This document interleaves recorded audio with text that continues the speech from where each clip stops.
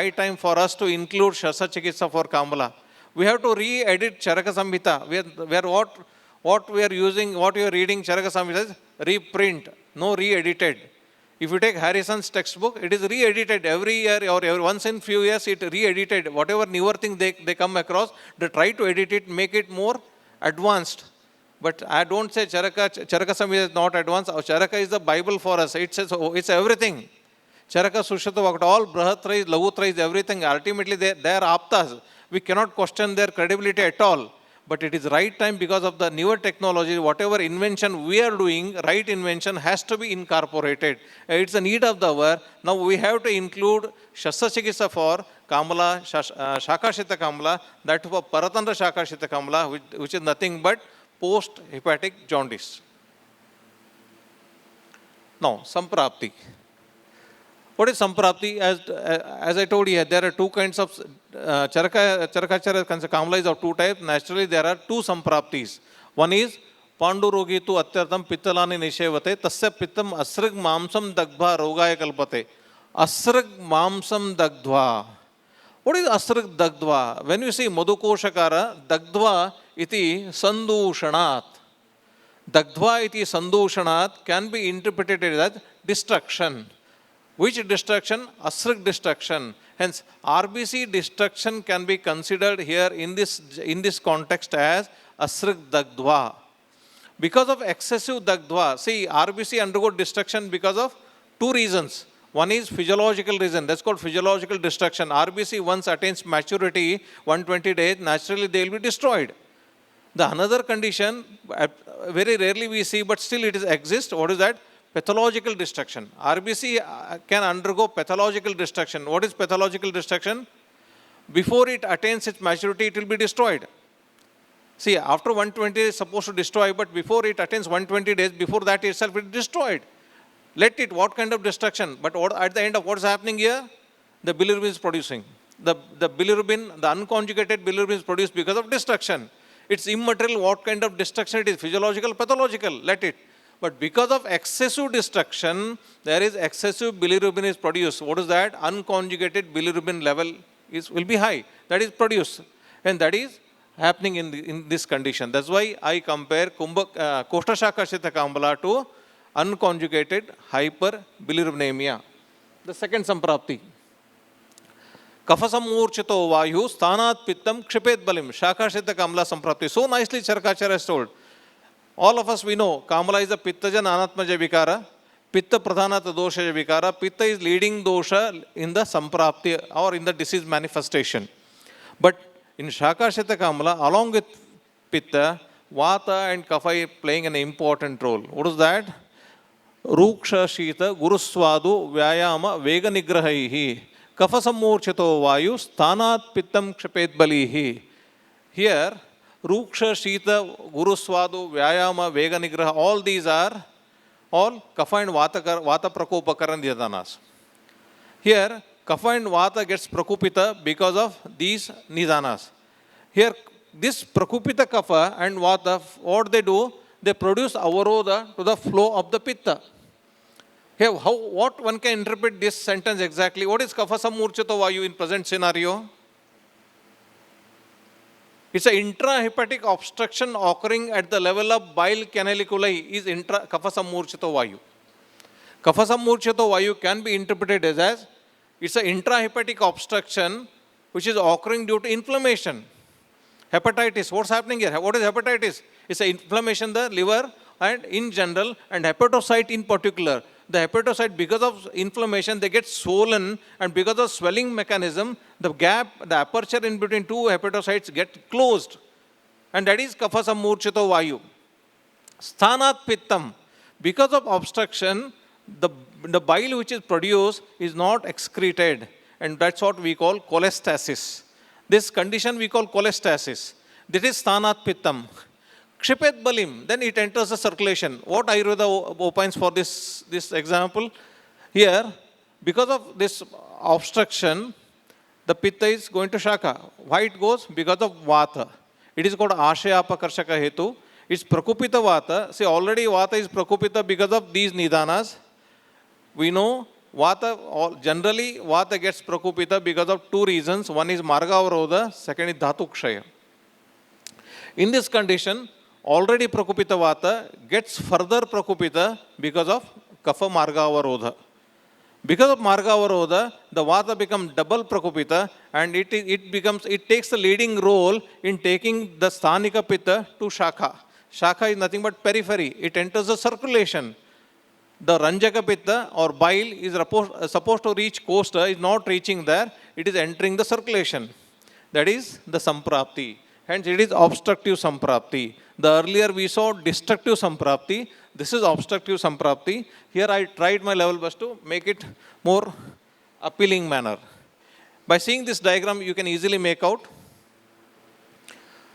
Here, the Asruk Dagdva is Asruk Dagdva, excessive destruction. More destruction, more unconjugated bilirubin formation, and more synthesis, and the bile amount available in the costa is more, hence it is Bahupitta Kamala. In case of Shakashita Kamala, Kapha Sammurchito Vayu, the production at the level of bile obstruction at the level of bile canaliculi, because of this obstruction, the Pitta which is supposed to reach costa is not reaching, it is entering Shaka, hence the quantum of Pitta available in costa is very minimum or absent. That's why Alpa Pitta Kamala. This concept, remember my dear students, because the Chikitsa, when I discuss Chikitsa, based on this itself, the Chikitsa will be decided. That's why the first question I asked you, for the people, those who treat Kamala, many people they respond, many people they don't respond. Why?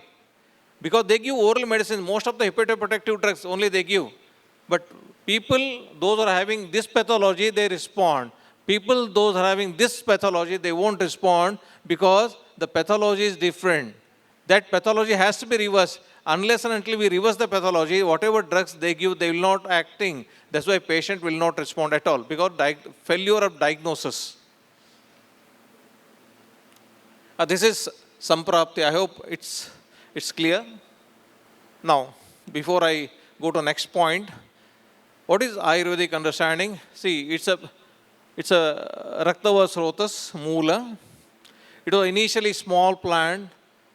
When it gets affected, see, these are Moolas, Yakrut and Pliha. When it gets vitiated, initially when it was in small sprouting form, then the disease we call Kamala. When it further grows, it gives Shakashita Kamala, Kota Shakashita Kamala. In this avastha, if one doesn't treat properly or patient doesn't take proper treatment and Nidana is continued, this further gets aggravated, then it can produce Ekrut Roga, Pliha Roga, and everything. It becomes one fine day, it becomes a big tree, and this big tree we can call it as Kumbha Kamala. It is Kumbha Kamala, is nothing but end stage liver disease. All Kamalas, Pandu, Panaki, Halimaka, if not treated properly, they get converted into an untreatable stage called Kumbha Kamala. Kalantarat, Kharibhutat, Kruchasyat, Kalantarat. It's long-standing duration. After long duration, Kruchasyat, very difficult to treat. Kharibhuta, here Kharibhuta can be interpreted as the nodularity which is produced in case of fibrose or cirrhosis liver, which is produced in this pathology. That can be Kharibhuta. Now, clinical features. I will not go in detail about this. Clinical features. Haridra netra, sabrusham haridra tvak naka ananaha, raktapita shakrun mutro bekavarno hotendriyaha, daha avipaka daurbalya sadhanaruchi karshitaha, kamala bahupittaisha, koštashakashaya mataha. There is no difficulty understanding all these features. You can easily understand. You can see the Haridra Neta Tvak Naka Ananaha. See how one can see the icterus.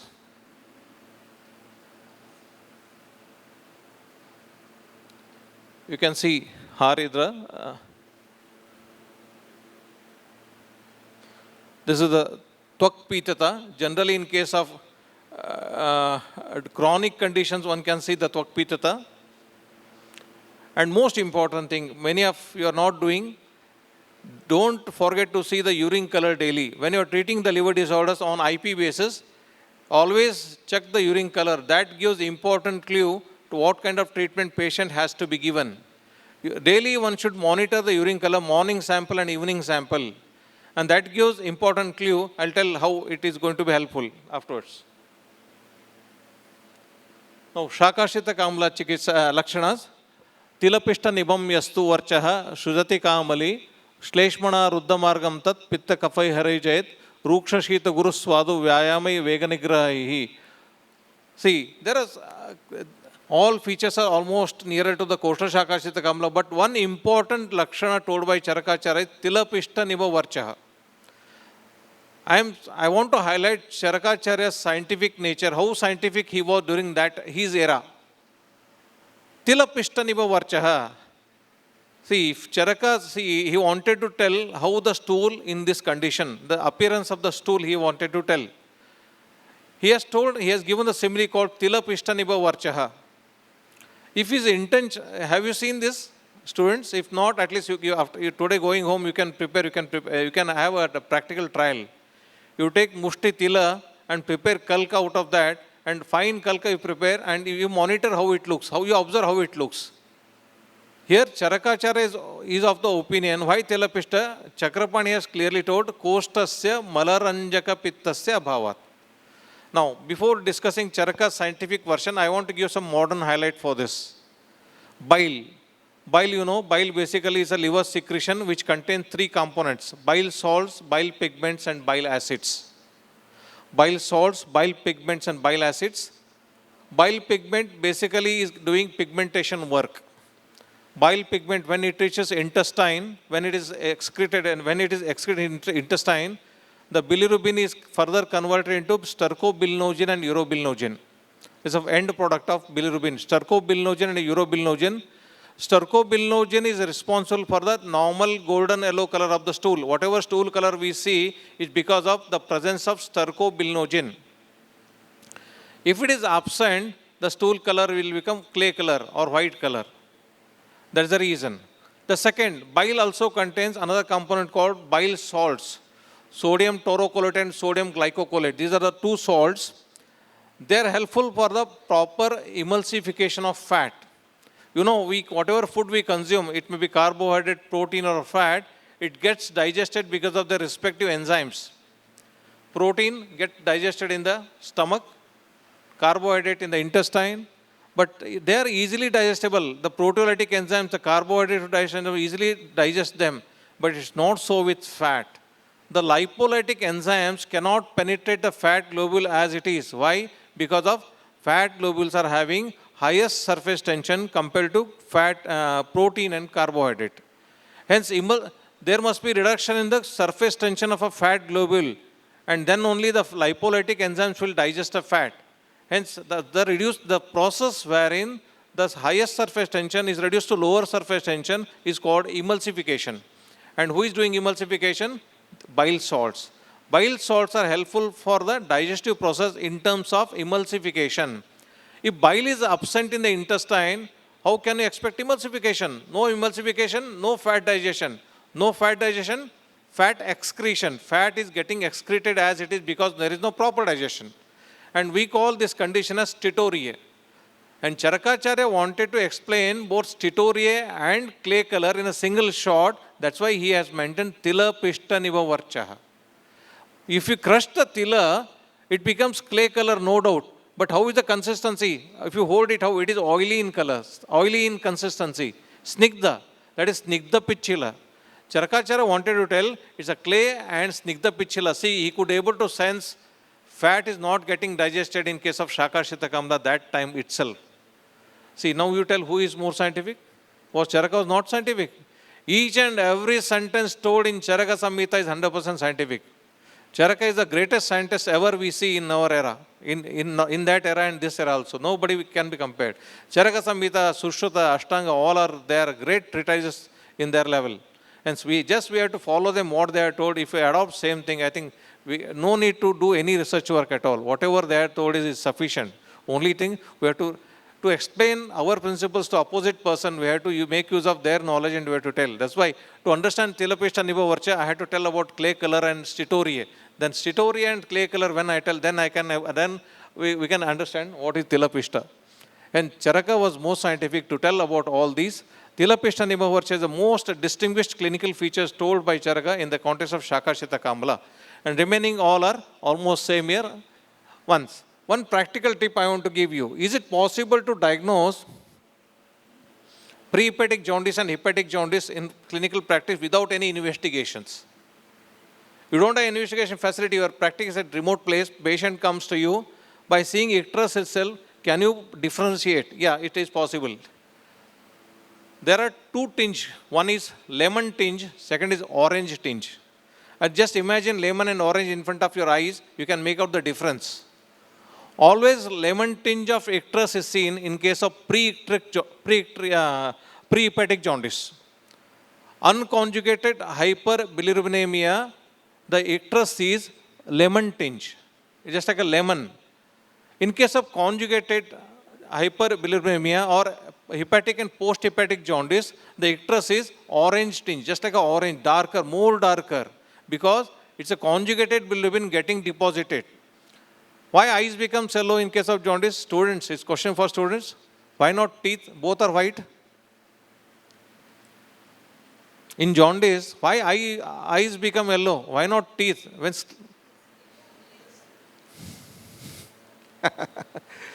It's a bilirubin is having affinity towards the elastic tissue. Bilirubin is having affinity towards elastic tissue, and sclera is the part which is rich in elastic tissue in the body.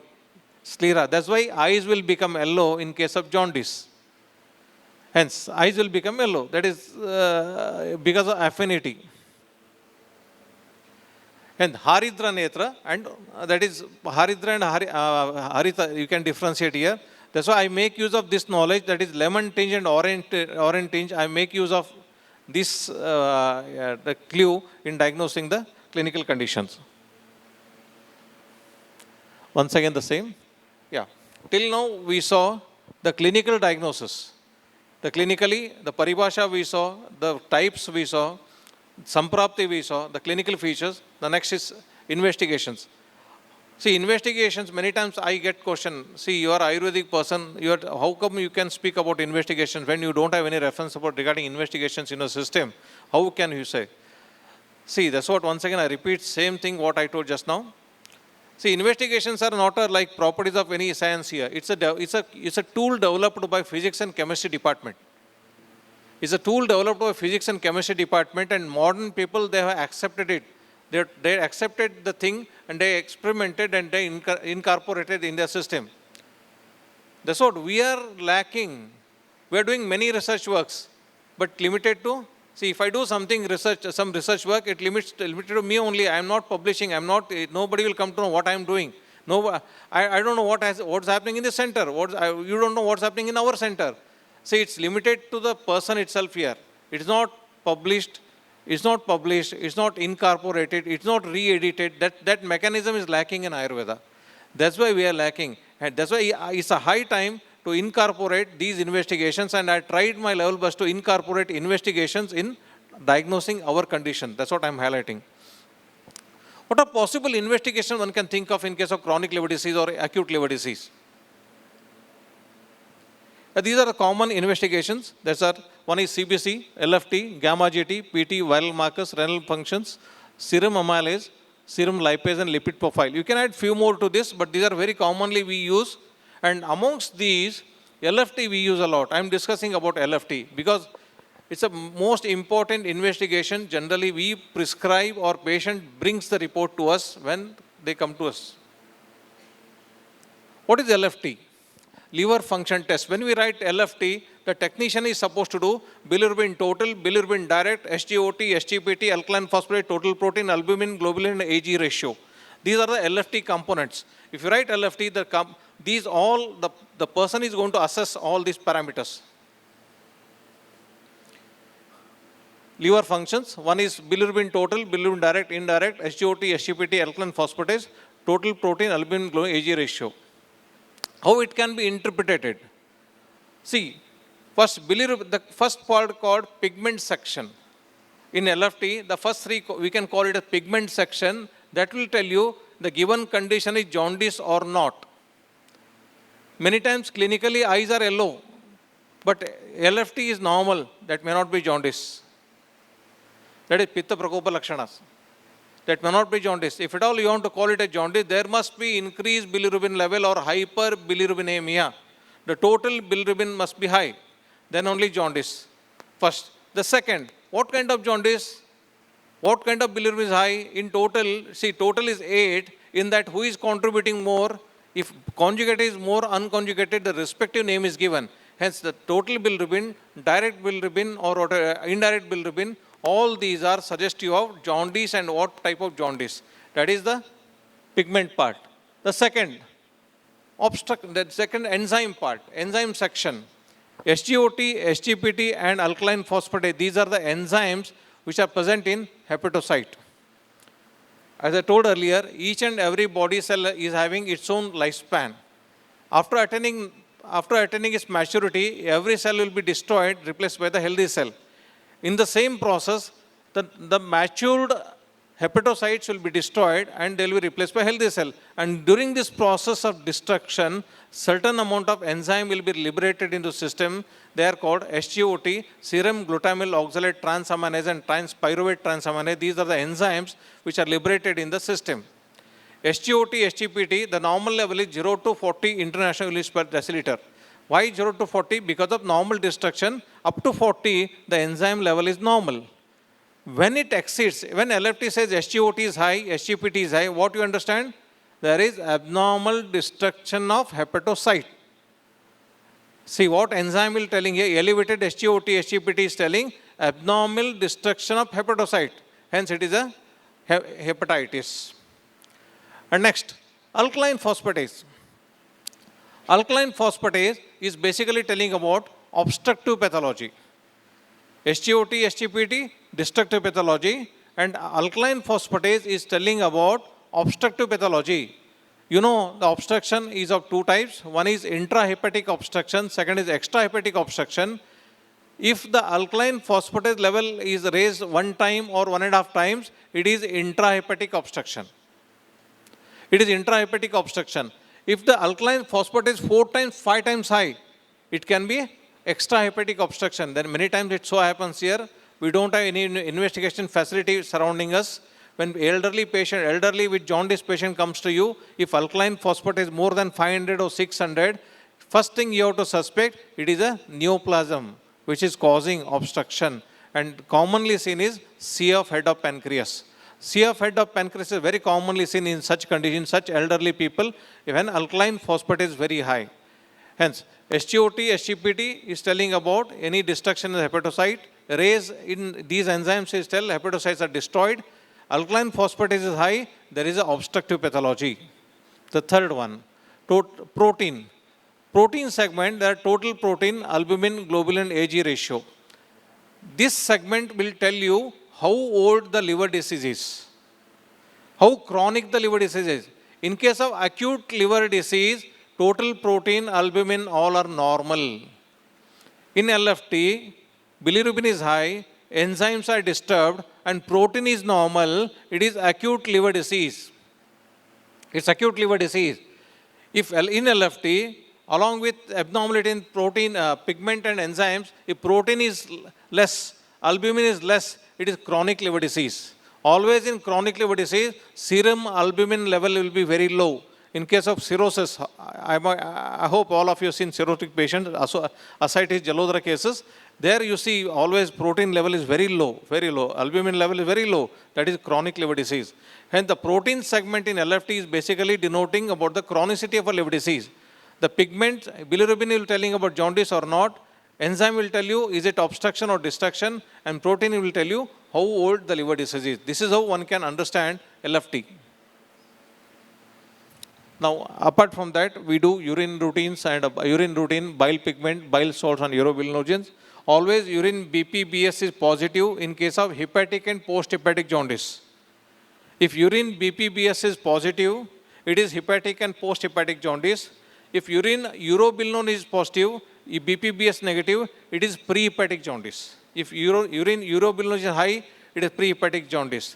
Now, how one can make use of this knowledge in diagnosing Koshashakashita Kamla and Shakashita Kamla? My intention was that initially I told you, I want you to make use of, we to make use of all these investigations diagnosing our conditions. In LFT, bilirubin is high, unconjugated bilirubin is high, remaining all are normal, it is Koshta Shaka Ashita Kamala. To diagnose Koshta Shaka Ashita Kamala, total bilirubin must be high and unconjugated bilirubin must be high. SGOT, SGPT may be normal or just slightly high, but unconjugated bilirubin must be high, that is Koshta Shakashita Kamala. To diagnose Shakashita Kamala, urine total bilirubin is high, conjugated bilirubin or direct bilirubin is high, SGOT, SGPT is tremendously high, alkaline phosphate is disturbed, protein is disturbed, that is Shakashita Kamala. Hence, try to make use of this knowledge in diagnosing our conditions, not only clinically, with the help of these laboratory tools, and your diagnosis will become more accurate, and whatever treatment you give, it will be more of success. That's why we have to make use. This is the advancement in diagnosis. This is what we need. We need to adopt. Now, before, I think in brief, because of short time, I had not gone in detail about these things. In brief, I tried to tried to discuss about the diagnosis. Initially, I discussed about clinical diagnosis, then in brief, lab diagnosis. Now, the most important thing, whatever circus we did to do this, that is Chikitsa. What is Chikitsa? See, Ayurveda strongly believes Chikitsa, basically there are two kinds of diseases. One is Santarpanajanya Vikara, second is Apatarpanajanya Vikara, hence Dvidopakramaha. Upakramastu Dvido Proktaha, Santarpana and Apatarpanaha. Whatever disease it may be, if you can't name the disease, let it, it's not a big headache at all. It shouldn't bother you. Try to understand what avastha it is. Ayurveda is the avastha anusara chikitsa. There is no generalized, standardized chikitsa we can make. We cannot make standard protocol for each and every disease. Because for single disease, so many yogas have been told. Our Acharya is not foolish to tell about so many yogas. For example, Mrutyunjaya Rasa, Tribhuna Kirti Rasa, Jara Murari Rasa, Hinguleshwar Rasa, so many, only single for Jara itself. Are they foolish? You see, modern people, they say only paracetamol. Whatever fever they get, give paracetamol. No, it's not so with Ayurveda here. Desham, Dusham, Vayam, Kalam, Balam, Mantaragnisha, Vatra, Muta, Purishanam, Pravrutir, Apravrutirva. Before giving any treatment, one should assess the patient. We have big checklist. Desham, Dusham, Vayam, Balam, Kalam, Vata, Muta, Purisha, Pravrutir, Apravruti. We have to have this big checklist. Assess the patient under these parameters. Whatever outcome you get, based on that, you decide how tailor takes the measurements, each and every measurement, then he stitches a shirt or pant. In the same way, you have to stitch your own treatment based on the need-based treatment. It shouldn't be generalized treatment, no. Then only the treatment will become of great success. And that's a need-based treatment has to be prepared based on assessing on these parameters. And Chikitsa, as per this Kamala is concerned, Tatra Pandvamahi, Snigdai Tikshnai, Urda Anulomakaihi, Samshodho Murdubhi Tiktai, Kamaletu Virechanaihi. Rechanam Kamalartasya Snigdasadho Prayojayet. See, you take all authors, almost all are of the opinion that Rechana, Virechana is the main line of treatment. Samshodho Murdubhi Tiktai Kamalitu Virechanaihi. Virechana Chikitsa is the Sreshta Chikitsa for Kamala. Rechanam Kamalartasya Snigdasadho Prayojayet. Tata Prashamani Karya Kriya Vaidyena Janata. Whatever chikitsa I am discussing, this is for Koshta Shaka Ashita Kamala. Most important thing. Whatever chikitsa I am discussing, it's for Koshta Shaka Ashita Kamala. Just go flashback, whatever I discussed 20 minutes, 30 minutes back, there are two sampraptis. One is obstructive samprapti, second is destructive samprapti. This is for destructive samprapti. This is the chikitsa is for destructive samprapti, not for obstructive samprapti. Many times, I get many questions from many audience. Many times I address modern people also. When after my discussion they raise question, see, in modern science, in case of hepatobiliary disorders, fat is strictly contraindicated. Fat is strictly contraindicated. You are told Rechanam Snigdasyado Prayojet, Panchagavyam Mahatiktam Kalyana Kathapiva. These Grita Yogas for Kamala. How come you justify your treatment? Was Charak House foolish to tell Sneha Yogas for Kamala? He has advocated so many Grita Yogas one has to give. What's your opinion? How you can substantiate the question you saw it? What's your answer?